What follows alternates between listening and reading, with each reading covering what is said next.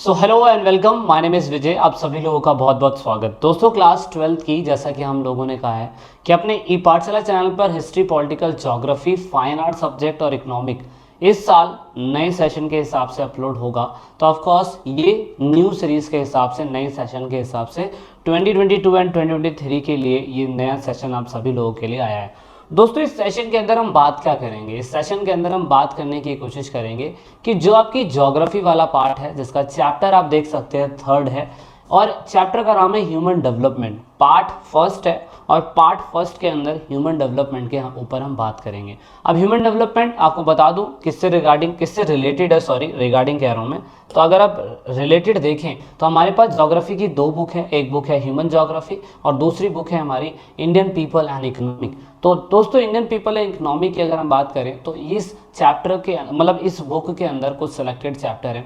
और चैप्टर में मैं बात करूं तो इस बार हमारा जो क्या कहते हैं सेशन आ रहा है, तो अगर आप सेशन देख पा रहे हैं तो हमारे पास कुछ सिलेक्टेड चैप्टर है।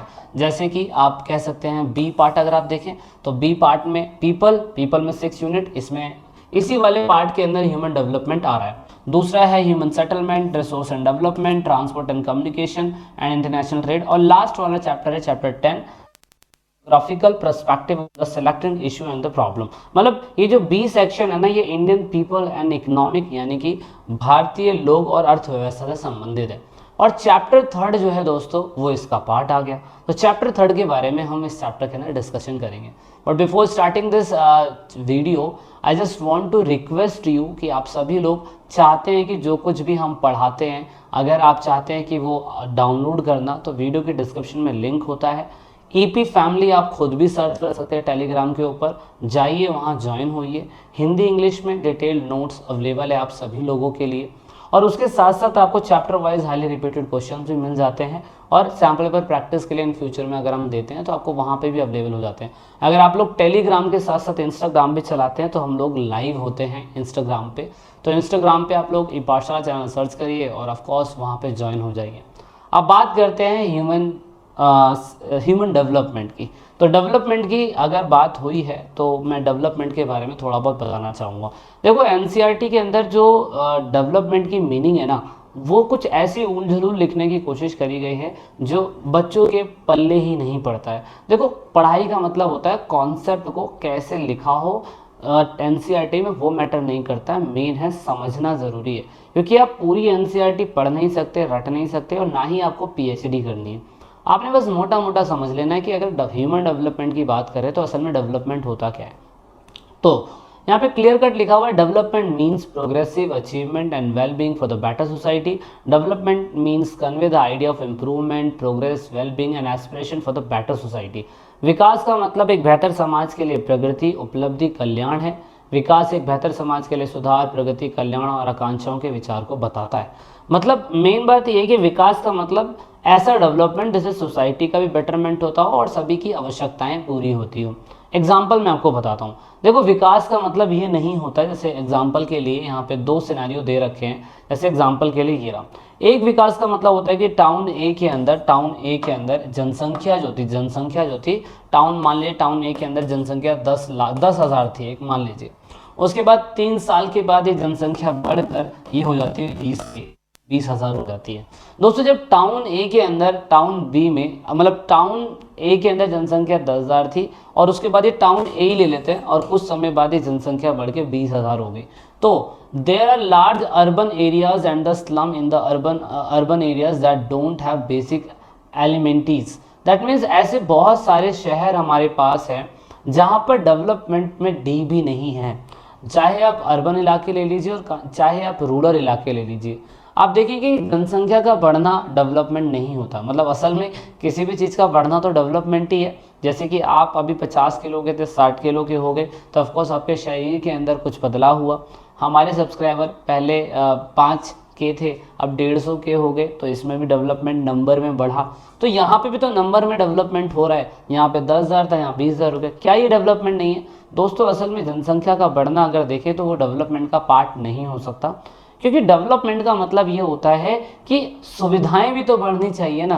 तो यहाँ पर अगर हमें बेसिक सुविधाएं, बुनियादी सुविधाएं ही नहीं मिल पा रही हैं, तो ऐसे डेवलपमेंट का हम क्या करेंगे? ऐसे डेवलपमेंट का तो हमें फ़ायदा ही नहीं होगा।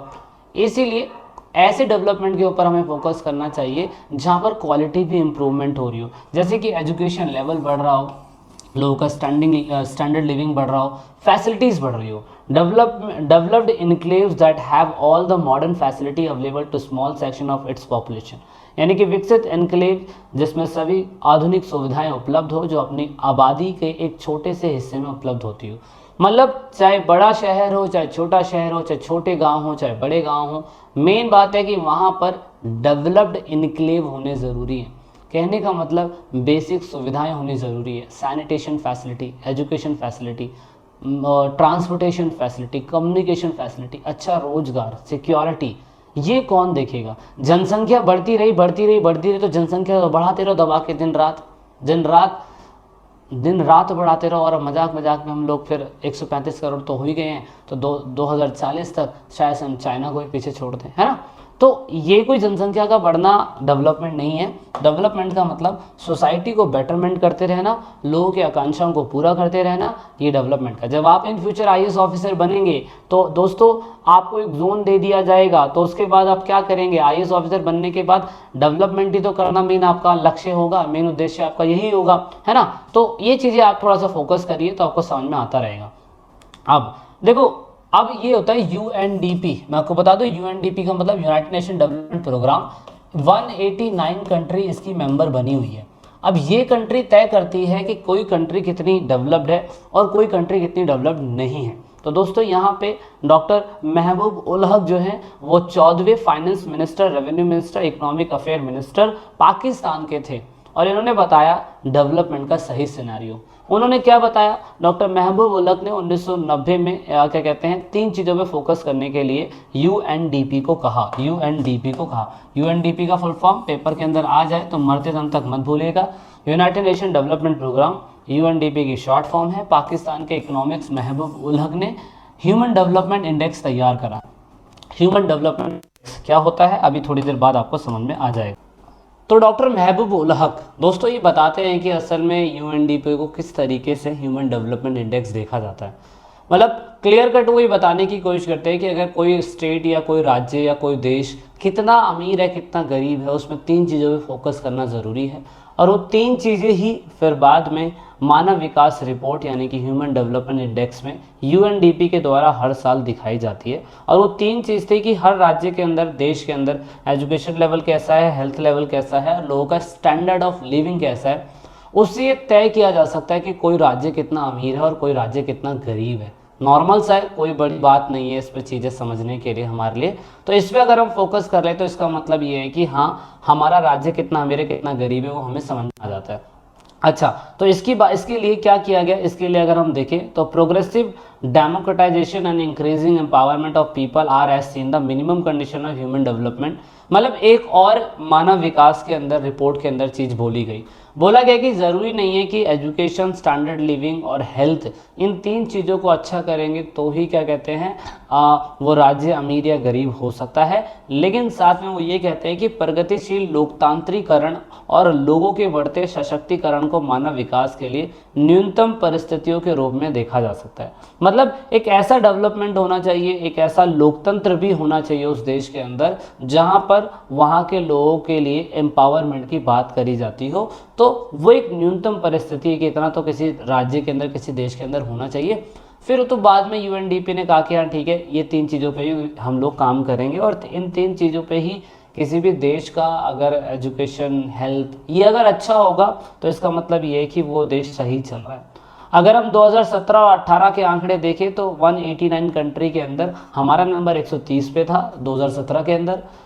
2018 में 190 आ गया था। उसके बाद फिर यहाँ पे आपका 2017 ये हो गया, उसके बाद ये 17 हो गया, 17 ये रहा, 17 130 पे, 18 है ये, और उसके बाद 19, 20, 21, 22 अभी और आ रहा है। हैप्पी इंडेक्स आया था लास्ट साल, पाकिस्तान हमसे ज़्यादा खुश था उस हैप्पी इंडेक्स में, हम लोग कमज़ोर पड़ गए थे, है ना। और इस बार हमारा क्या कहते हैं ह्यूमन डेवलपमेंट इंडेक्स तो और भी ज़्यादा गिर गया है, तो बहुत बुरा है। एग्जाम्पल के लिए आपकी टेक्स्ट बुकों के अंदर लास्ट ये दे रखा है, यानी कि नॉर्वे सबसे नंबर 1 पे है, पाकिस्तान 150 नंबर पे है, हम लोग 130 नंबर पे हैं। तो यानी कि ह्यूमन डेवलपमेंट इंडेक्स की अगर हम बात करें तो हमारा ह्यूमन डेवलपमेंट इंडेक्स बहुत कमज़ोर नहीं है, हम मीडियम पे हैं, मतलब हमसे भी नीचे कंट्रियां हैं। अगर आप मान के चले कि 189 कंट्री अगर है, कितनी 189 कंट्री है, तो हम लोग 130वें नंबर पे आ रहे हैं। तो इस हिसाब से हम कह सकते हैं कि चलो पाकिस्तान से तो आगे हैं हम लोग, लेकिन हमें पाकिस्तान से क्या लेना देना, हमें तो अपने देश से लेना देना है ना। तो 130 नंबर भी बहुत गलत नंबर है। नॉर्वे पहले नंबर पे आता है जिसका ह्यूमन डेवलपमेंट इंडेक्स आप देख सकते हो 0.53 है, और हमारा अगर आप इंडिया का देखेंगे तो 0.66 है। तो ये बहुत दिक्कत वाली बात है, इसे हमें बढ़ाने की ज़रूरत है।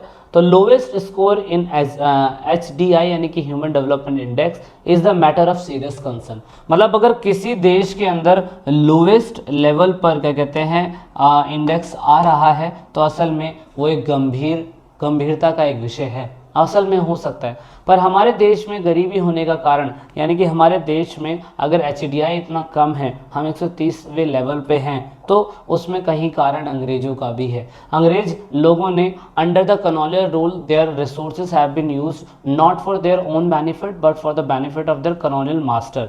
यानी कि उपनिवेशिक शासन के तहत उनके संसाधनों का उपयोग उनके स्वयं के लाभ के लिए नहीं, बल्कि उपनिवेशिक स्वामी के लाभ के लिए किया गया था। ये तो बिल्कुल सही बात है। 200 सालों तक जब अंग्रेजों ने हमारे को गुलाम बनाया था, तो ऑफकोर्स हम लोगों को पता है कि 200 सालों तक अंग्रेजों ने हमें लूटा दबा के, और जब अंग्रेजों ने हम लोगों को दबा के लूटा तो ऑफकोर्स फिर तो हमें दिक्कत हुई थी। हमें दिक्कत इस बात की हुई थी कि अंग्रेजों ने हमारे सारे रिसोर्सेज अपने बेनिफिट के लिए यूज़ करे और पूरी तरीके से हमारे ही रिसोर्सेज को अपनी कंट्री के अंदर लेके जाते रहे थे। इसकी वजह से आर्थिक पिछड़ेपन का कारण हमारे लिए हो सकता है। हमारे लिए the concept of development gain the importance after the second half of the 20th century. मतलब हमारे लिए डेवलपमेंट का मतलब 1950 के बाद की कहानी है, क्योंकि हम लोग खुद ही 1950 के बाद तो अपना संविधान बना पाए और पहला इलेक्शन कर पाए वगैरह वगैरह, जब जाके तो हमने काम किया ना, जब जाके हम 130 नंबर पे आए। जबकि ये जो यूरोपियन कंट्रीज़ है, ये तो पहले से इतनी ज़्यादा आज़ाद थी, इतनी ज़्यादा इनको क्या कहते हैं स्वायत्तता मिली हुई थी। तो ये एक रीज़न हो सकता है। तो इसीलिए इंडिया ने कहा कि भैया देखो, आप लोगों ने एजुकेशन, हेल्थ और स्टैंडर्ड ऑफ लिविंग की बात करी है, तो आप तो UNDP बता रहे हैं, लेकिन दोस्तों हम लोग अपना भी तो तय करेंगे ना। हमने कहा नहीं, हम अपने राज्य को कैसे पता कर पाएंगे कोई कितना राज्य स्ट्रांग है, कितना कमज़ोर है। हम कैसे पता कर पाएंगे कि कोई देश में हमारा टोटल कितना ग्रोथ हो रहा है, कितना नहीं हो रहा है। इसलिए हम लोगों ने अपने खुद का HDI कैलकुलेट करने के लिए प्लानिंग कमीशन बनाया, और प्लानिंग कमीशन हम लोगों ने, आप देख सकते हो अभी ये नीति आयोग हो चुका है, पहले इसका नाम प्लानिंग कमीशन था। 2014 के अंदर ये डिसॉल्व अगस्त में हो गया था, क्योंकि अब ये नीति आयोग हो चुका है। दोस्तों इसका मेन मकसद क्या था? इसका मेन मकसद ये था कि हम तय करेंगे कि हम लोग कितना आज़ाद हो रहे हैं, और हम लोग क्या कहते हैं कितना आज़ाद हुए हैं, कितना हम लोग अच्छा कर पा रहे हैं वगैरह वगैरह, या नहीं कर पा रहे हैं, वो देखेंगे। तो the major problem of the country, हमारी कंट्री की सबसे बड़ी प्रॉब्लम है निर्धनता, उसके बाद बेरोजगारी, अनपढ़ता यानी कि निरक्षरता, भोजन का ना मिलना, और बेसिक बुनियादी कमियां होना, जैसे प्रदूषण की समस्या है, रेप केसेस का बढ़ना है, ट्रैफिक प्रॉब्लम है वगैरह वगैरह। तो ये बेसिक प्रॉब्लम है, उन्हें भी ठीक करना है। क्योंकि हमें पता है most of the colony, Asia, Africa including the India entered into the development activity after the independent. Asia की बहुत सारी कंट्रियां, अफ्रीका की बहुत सारी कंट्रियां और इवन इंडिया 1950 के बाद ही डेवलपमेंट के सिनेरियो में आई थी। उससे पहले तो उनके सामने ये सारी समस्या थी ही थी। 1950 के बाद आज़ाद हुए तो पहले इन समस्या को सॉल्व करेंगे या अपना एजुकेशन लेवल अच्छा करेंगे, है ना। तो ये एक इशू था। इसीलिए हम लोगों ने कहा कि नहीं भाई, प्लानिंग कमीशन एक रिपोर्ट तैयार करेगा, उसमें ह्यूमन डेवलपमेंट इंडेक्स देखेगा, लेकिन 3 चीज़ें नहीं, कुछ और देखेगा। जैसे कि आर्थिक प्राप्ति, इसे इकोनॉमिक अटेनमेंट कहते हैं, सोशल एम्पावरमेंट, सामाजिक सशक्तिकरण, सोशल डिस्ट्रीब्यूटेड जस्टिस, सामाजिक वितरित न्याय, और हेल्दी लाइफ। इन 4 चीज़ों पे पूरा चैप्टर बेस्ड है। सरकार चाह रही है 1950 के बाद कि इन चीज़ों पे काम किया जाए, तो इसलिए हम लोगों ने इन पे काम करने की शुरुआत करी, और आने वाला चैप्टर जो है इन 4 चीज़ों के ऊपर ही फोकस कराया जाएगा। ये वीडियो का लास्ट पार्ट था, यानी कि कहने का मतलब ये था कि ये जो वीडियो अभी हम आपको दे रहे हैं, लेक्चर दे रहे हैं, वो ख़त्म है। वीडियो को एंड तक देखने के लिए बहुत बहुत धन्यवाद। अगर आप टेलीग्राम पे नहीं जुड़े तो AP फैमिली पे तुरंत सर्च करिए और जुड़ जाइए। वीडियो कैसी लगी? अगर आपको थोड़ी बहुत इनपुट देके जा रही है, थोड़ा बहुत समझ में आ रहा है, तो वीडियो को लाइक शेयर सब्सक्राइब जरूर करिए। जब तक के लिए जय हिंद, जय भारत, वंदे मातरम, भारत माता की जय। This is it in this video.